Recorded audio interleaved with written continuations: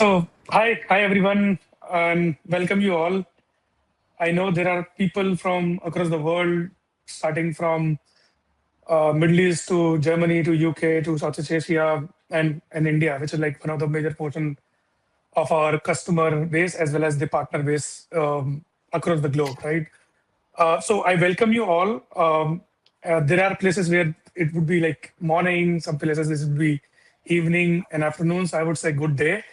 Um, this is something that we have been trying to do from a very long time to put all the partners together in a single room and discuss multiple things, right?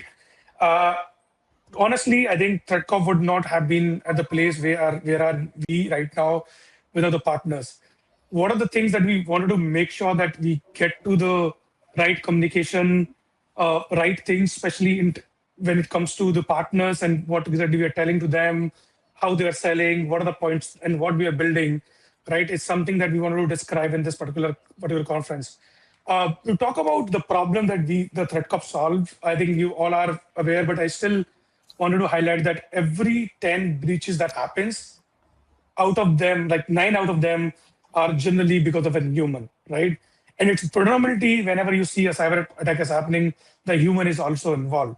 Uh, Most of the organization has not implemented people security management, and now I would say AI-powered people security management in their organization, and that's what we're going to talk about today, right? So we're going to talk about a lot more things. For example, let's say what exactly we did so far today in like we in the past years, and what kind of new product that you can sell, right?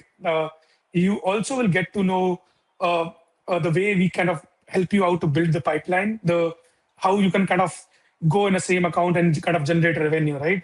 One of the important part that I just wanted to highlight, right? Our 92% of the revenue in India is driven by partner. So we are fully partner focused. I think just 8% would have been like some customer must have been like we probably from our last 10 years or something like that. The out of India, more than 100% of the revenue, like completely 100% of the revenue comes from partner itself. So partner is like one of the strongest ecosystem for us to kind of move ahead.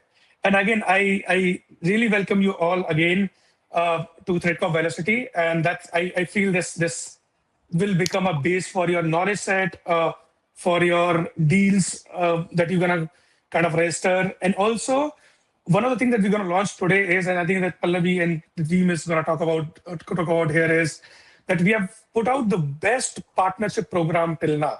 So I think in the fifth session, we probably gonna talk about how that partnership program is will be effective for our partner. And this is like the entire the cornerstone, I would say that's the north star of this particular conference, right? So again, I welcome you all to the conference. Over to you guys.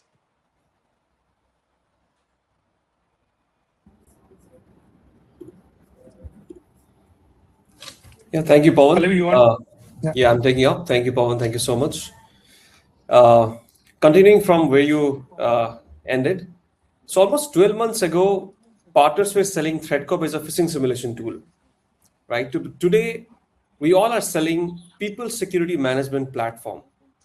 So it is no more just a phishing simulation tool, but it's a complete platform, which we call it PSM, People Security Management.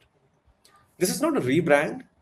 This is fundamentally different commercial conversation and a fundamentally different deal size, which is the most important keywords for all of us in this conference today. People security management or PSM is the category that we launched a couple of years back, and we are bringing it as a mainstream, and we are seeking your help to make it mainstream in the cybersecurity industry. So assess, aware, protect, and empower, or the respective product lines, the TSAT, the TLMS, the TD Mark, and the TPI are under this framework, are the architectures of this category. Let me walk you through what these products or these frameworks mean for our next customer meetings, or why the platform they form together is something no competitor has built.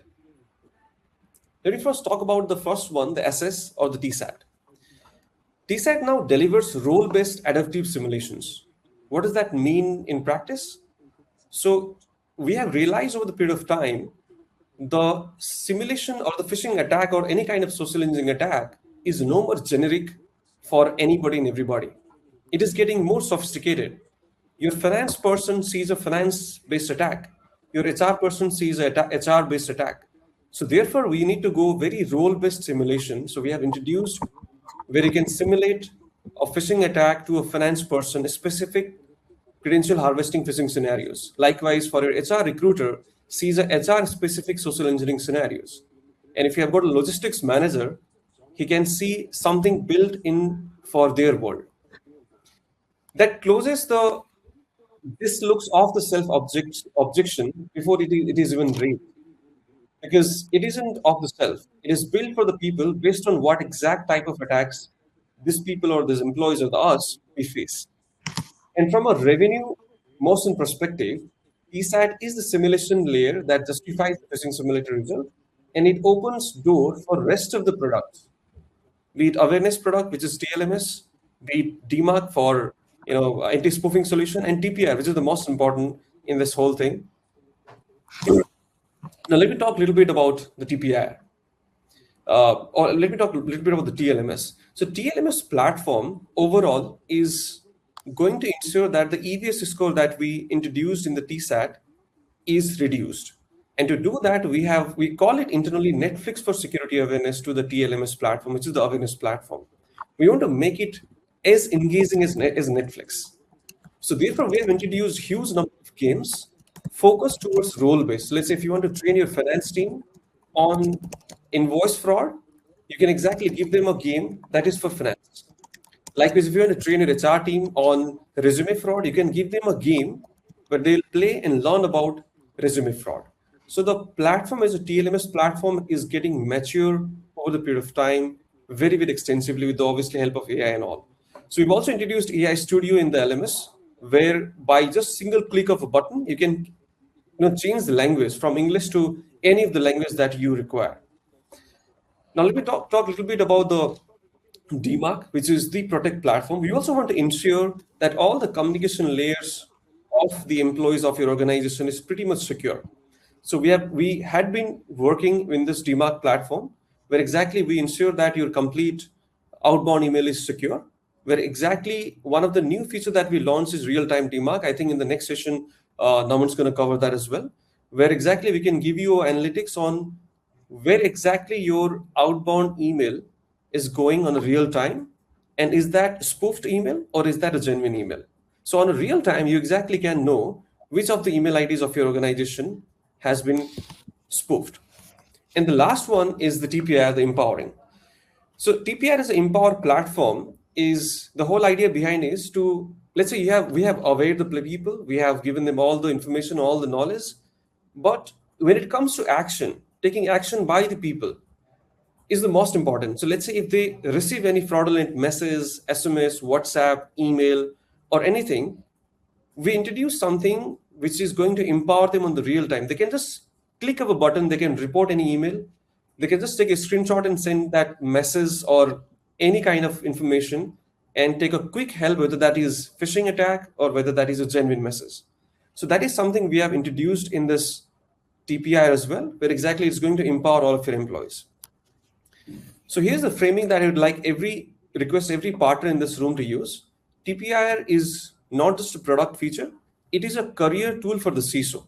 It solves a problem that every CISO in every market has. What number do I give my board when they ask how secure our employees are? So before TPIR, the honest answer was silence. Now it is a score. And we introduced a new score called People Risk Score in this platform. And there is more coming. In the second half of 2026, we'll unlock a new category of enterprise deals for partners. I'm not going to front run session 2 on the details, but stay in your seat.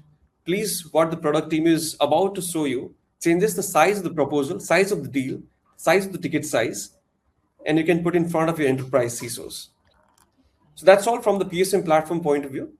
Now, let me hand it over to the person who will be exactly where the revenue opportunity is largest right now, by region, by vertical, and by the compliance trigger. And that are now budget conversations your competitors haven't yet found. Dinesh Varma, you want to take it up from here? He's also the director of business Thank growth you. for strategy in Middle East. Yeah. Thank you. Thank you so much, Deep sir. Hello, everyone. Let me just give you a precise map of where exactly the revenue is sitting right now. Not only in terms of general market overview, this has been tested at an ICP level, and you can take this into your next prospecting conversation probably this week itself. If I'm talking about Middle East and globally, where specifically tier two banks without a dedicated cybersecurity awareness budget. This is one of the main problems, especially taken into consideration everything that's been happening globally. And at the same time, all the organizations which are adjacent to government, which are under active compliances, regulations, and continuous compliance pressure. And when you're also talking about logistics and supply chain, these two have high risk exposure and which currently are also looking at low current investment, especially when it comes to people security. And this regulatory gap, which is wide open now, is going to close. For all the partners over there, especially when it comes to financial firms, which are heavily regulated, I recommend you put your primary focus there, where the risk is major, the focus for increased security is more, and all we have to do is uh, enforce the requirement onto the end users, where we can exactly map it with their compliances. As far as Europe and is concerned, especially for mid-market manufacturing sector, there has been enforcement directed by the government in the late 2024, which has been passed, and the compliance gap here as well is very significant. The partners who can map these compliance requirements directly to the controls listed in the respective regions, in our opinion, have seen success in terms of bringing the conversation in and taking it ahead, and also in terms of being able to assist the CISOs with the right areas of tools that they want to need. And I want to be specific about why this moment is different for partners globally. Roughly around 18 months ago, I was still having a conversations about with prospects about why security awareness mattered. But fast forward today, the conversation has shifted. Everyone understands, especially with enforcement of regulations, they carry real penalties. Even if we take into consideration India, we have TPDP, and along with this, compliance reporting modules, which are already inside Threatcop's PSM platform, maps directly with all of these three required compliance protocols, which is by the name of the compliance, by the control, and also by the evidence output. So using Threatcop tools, it will be act as a one-stop solution for the security team by providing audit-ready evidences. And this helps partners like you guys also take this conversation into boardroom level and say, here is the specific compliance control that is being satisfied and the evidence output that is generated through the audit. And this is where real conversations are happening, and that sets the competitors are still trying to fill into this gap. One line that I would want to use that lands every time whenever I'm talking to prospects is, you're not asking them for a security budget. You're showing them the cost of non-compliance and also showing them how Threatcop eliminates the cost, both from non-compliance penalty perspective, at the same time also significantly reducing the risk. Also, let me give you four trigger events that kind of open budget conversations faster, regardless of the regions. Uh, uh, you can start off with publishing a phishing or a ransomware incident in the prospect sector. You can use LinkedIn news alerts uh, within 24 hours of publication. This has quite helped most of our partners, our internal resources as well. A competitor or a peer hitting the single most powerful door opener has been this in the security sales so far. And for the second point, an upcoming compliance audit cycle. This is a crucial time where everyone is on their feet. Companies schedule these months in advance. And if you know when the audit is coming, you know when the urgency peaks. And thirdly, a new CISO or an IT director appointment. When there has been a new CISO or an IT director, try to set a LinkedIn alert on the title for your top 20 target accounts. And a new security leader means a new security mandate always. And a mandate means a new budget conversation before they even commit to another vendor. And the fourth, which is a rapid headcount. It is a signal where a rapid headcount directly leads to increased need of security posture, the gap of every organization which has not yet addressed. For new people, there has been new risk exposure and the requirement of new programs in place as well. If you are systematically using these alerts, trigger events for your top 20 accounts, you're not waiting for inbound. You are maintaining your own growth strategy. And before I pass it on to Pallavi, I have one final thing that I would want to share. And this is for every partner working in markets where English might not be the primary language. Threatcop has been forefront in adjusting to the market needs that are driven by customer requirements. And in the same lines, we have been the first to introduce Arabic and Bahasa simulation templates, localized TSAT content with our in-house team whose sole job is to research and ensure all of these are in place. Partners, especially who joined us from Middle East today, who are running English-only simulations, Arabic-speaking workforce are also the most powerful authenticity signal in this market, that is, which is completely unused. And a phishing email that might look like it's coming from a local institution, like it's a government institution, they communicate in their regional languages. So when you use this regional specific conversation as well, it lands completely different with respect to the prospect than a translated English template. So this authenticity builds up and it's genuine.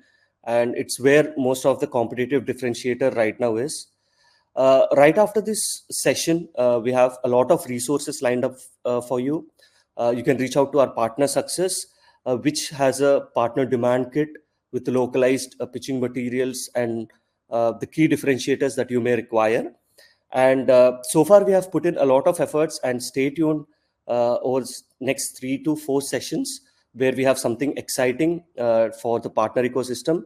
At the same time, you'll get to engage with our partners who have been associated with us for almost a decade and who have been seeing success and what they have done and what worked out for them. Now, since everything that I covered, now I'll hand it over to Pallavi. Pallavi, over to you. Hey, hi everyone. Thank you so much, Dinesh sir. So, good afternoon, everyone. I believe all of you, almost every one of you, know me that I'm your partner success manager at Threatcop. So, before I start, I have a quick question for you all, and be honest with yourself. So, the question is like, how many of you, your existing Threatcop customer, you have spoken in the last 90 days? Simply to understand, their feedback and check whether things are going smooth at their end. Think. Now the number that is in your mind tells everything to you. So here I'm going to discuss about what top 10 percentage of Threatcop partners are consistently doing that making them to the top 10% of our partner list. So these Threatcop partners are consistently staying connected with their customers, and that's why they retain more, they upsell more, and they close faster than the other partners of the Threatcop. So today I'll show you exactly what those 10% of the partners are doing differently. I'm able to share this thing because I'm working with those channel partners from almost 2.5 years. I have seen their journey very closely. So I think I should share with you also that you can also be in the top 10% partner of the Threatcop. So I just wanted to talk about the behaviors of those particular partners, what steps that they are basically using. So firstly, they do joint QBRs, with the end customer along with the Threatcop team. So, top partners build a quarterly engagement guardians around that data. So they sit with the customer, they walk through their people security risk score. I hope you all must be knowing it, that there's a people security risk score for every other end customer that we onboard. So you need to identify that particular gap and just, justify the next module. So that platform automatically builds the relationship for you to the end customer. So I'll just give you a realistic example. So like whenever we have onboarded the very first customer with you, so their risk score must be around like 30% or the 40%. But you ever been sit with that particular customer after 6 months or the 8 months, just to check whether their risk score is reduced or not? So if you've done this, then you can showcase the value to the end customer. So you can say like the 30% risk score is there when we started the Threatcop solution implemented for you, and now that risk score is reduced to 5% or the 3%.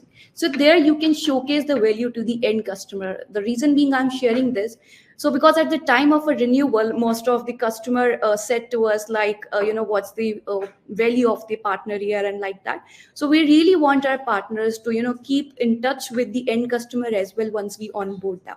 So that's the first thing that I really want to share with you. Now, what could be this next thing that we can do togetherly? So I hope you all aware of our deal registration process, correct? And we do a lot of marketing activities with our partners and all. So basically, the moment you register deal early, it unlocks the Threatcop's full support stack for you. Like it's the co-marketing initiative, it's the priority visibility, like the BD escalations, and the joint engagement opportunities. So most partner register late or even they don't register at all. So that leaves all of on the table only. So we are not able to get what's actually you are doing into the market for the Threatcop. So I'll just share you one example that's a very realistic example. So one of our partner collaborated with us for our PSM meet. So like I think all of you are aware of the PSM meet that we conduct, every quarter alongside with one of our partner and some CISO elite roundtable conferences. So we support our partners in such kind of a thing. So those events, didn't feel like just these sales activities, but they opened the door for this strategic conversation, multiple opportunities that entered to the active pipeline directly from those particular engagement. So such kind of a engagement, those top 10% of partners are doing with us, and that's why we are able to do that much business with them, those particular partners. Now, the very third thing that I want to share with you is a POC concept. I'm not sure how many of you are actually aware of this, but this is going to be a really game changer for you when you are having a conversation with any of your end customer. So you can position a free POC as a prospecting system to your end customer basically. So the best partner not don't offer a POC occasionally; they use it as a repeatable prospecting motion. They identify the event, they approach the prospect, they offer a Threatcop POC them, and now let the finding drive the conversation. So you have done a POC, and risk score came out to be 30% or 40%, something like that. And now you don't need to convince that particular customer whether they should go for the TSET and the TLMS solution of ours. The result itself says to the CISO like, no, you need the solution like this because your people risk score is very high. And imagine showing those findings directly to the CISO. You don't need to have a long pitch to convince that particular. So that is how the POC would really going to help you all the partners. You should connect with our, the BD team, the sales team, even to me also you can connect for such kind of a conversation. Now, I don't want much of your time. I have covered almost all the pointers that the top 10% of partners of Threatcop are actually using to reach to that particular number. So 3 behaviors are joint QBRs, the early deal registration, and the free POC that they are using for prospecting. So those are not the lucky partner. They are just simply, decided to use what's already available for them in the Threatcop. So my request to every one of you who is available here, simply pick at least one of those activities that the other partners are doing in the next 30 days so that you can see the results as well. So I think we are at the end of this session. By default, guys, in next 1 minute, you'll be redirected to another session. On the right side, you have the sessions where you can join as soon as the next one gets activated. Stay around for session 5. We have something excited to announce something. Thank you. Perfect. Thank you so much, Awesome. everybody. Thank you so much, everyone, and hopefully you get the best out of it.